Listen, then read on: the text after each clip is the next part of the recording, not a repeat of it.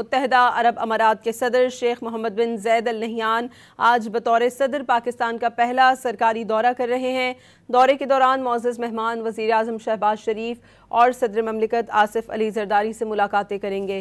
ملاقات میں دو طرفہ تعلقات کے ساتھ علاقائی اور عالمی امور پر بھی تبادلہ خیال ہوگا۔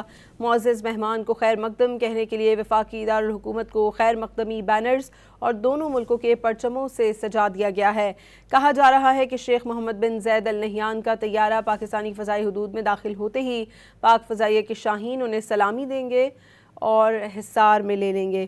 اسی بات میں مزید جان لیتے ہیں، ہمارے ساتھ موجود ہیں ڈان نیوز کی نمائندہ رخسانہ خان۔ رخسانہ، اپڈیٹ کیجیے گا۔ متحدہ عرب امارات کے صدر شیخ محمد بن زید ال نہیان بطور صدر پاکستان کا آج پہلا سرکاری دورہ کر رہے ہیں اور یو اے ای کے صدر کے ہمراہ وزراء اور اعلیٰ حکام پر مشتمل وفد بھی آج اسلام آباد پہنچ رہا ہے۔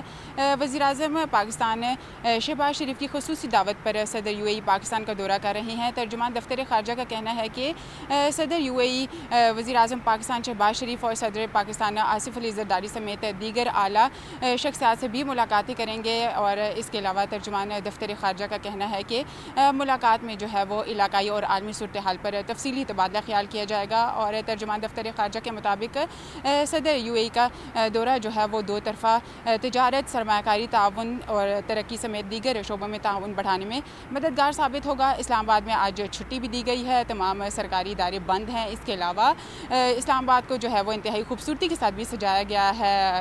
پاکستان اور متحدہ عرب امارات کے پرچموں کو مختلف شاہراہوں پر لہرایا گیا ہے۔ اس کے علاوہ مختلف اہم شاہراہوں کو جو ہے وہ برقی کمکموں سے بھی سجایا گیا ہے۔ جی